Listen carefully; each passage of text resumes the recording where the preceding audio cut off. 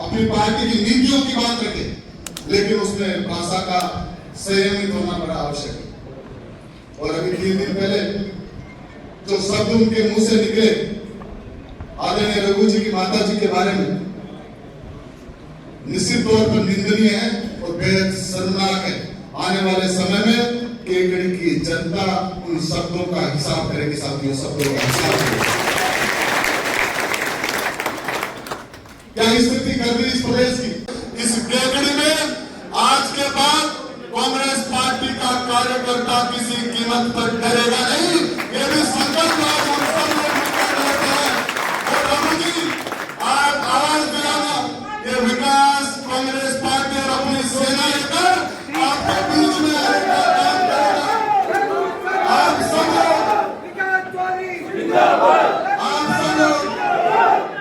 इतनी संख्या में आए, इनका इलाज कोई कर सकता है तो उस आदमी का नाम है डॉक्टर रघु शर्मा। और मैंने तो देखो रघु जी बेटे, मैंने तो आपके एमएलए की भरी विधानसभा में मदद की है।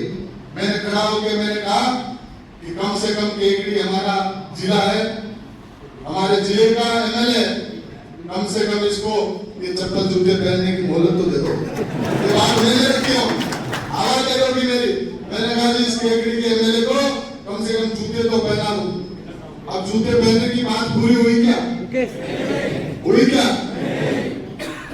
साथियों, जो आदमी अपने वचनों का नहीं लेता, और अभी रघु जी से कह रहे थे, राजनीति में अपनी भाषा पे संयम होना चाहिए। पक्ष विपक्ष अपनी बात रखे, अपनी विचारधारा की बात रखे।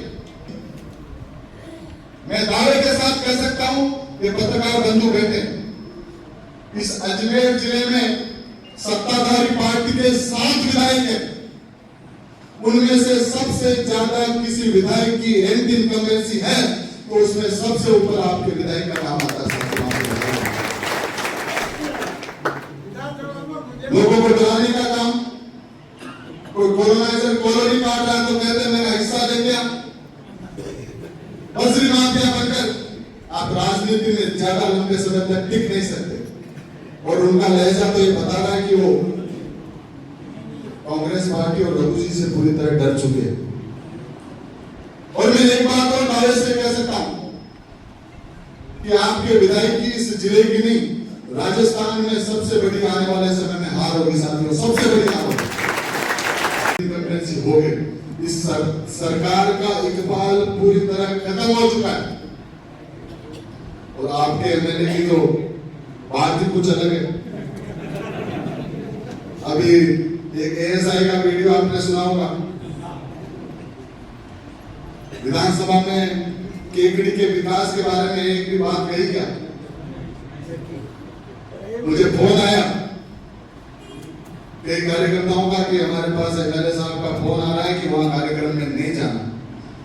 अरे भैया एमएलए साहब, आपके कहने से केकड़ी की जनता रुकने वाली है क्या? रुकने वाली है क्या? और मैं, रघु जी ने पूरी बात कर दी, मैं भी चेतावनी देता हूं कि अगली बार किसी को फोन करके डराने की हिम्मत किए तो हम आपके थानों को भरने का काम कर देंगे। और जो जितने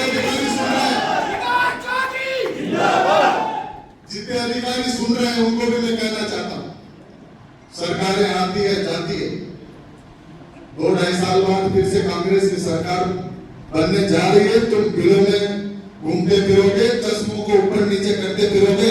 इसलिए किसी कांग्रेस पार्टी के कार्यकर्ताओं को आपने डराने का प्रयास किया तो हमसे बुरा कोई नहीं होगा। ये चेतावनी भी है, इसको मानने का काम आप लोग करेंगे, मुझे पूरा विश्वास है। अभी मैं आ रहा था मोराड़ा से, मेरे साथी पूर्व सरपंच आपके यहाँ से, वो कह रहे हैं कि हमने पोस्ट को शेयर कर दिया, उसमें उनको 154 में जेल में डाल दिया। बताओ ये तो अंग्रेजों के राज में होता था या नहीं होता था? तो पहले एक नारा देते थे कि पहले लड़ते थे घोड़ों से, पहले लड़ते थे घोड़ों से, अब लड़ेंगे चोरों से। चोर से एक बात मुझे याद आ गई, जो खानदान खानदानी रईस होता है वो मिजाज रखता है नर्म अपना। जो खानदानी रईस होता है वो मिजाज रखता है नर्म अपना। तुम्हारा लहजा बता रहा है तुम्हारी दौलत नहीं रही। पीछे से आवाज आ रही, डॉक्टर विकास चौधरी जिंदाबाद। पीछे से आवाज आ रही कि ये दौलत जिंदाबाद। कहते हैं कि विश्व का सबसे लोकप्रिय नेता है नरेंद्र मोदी। अरे नरेंद्र, तुम पूरी तरह सरेंडर हो चुके हो और देश की जनता तुम्हारा चेहरा जान चुकी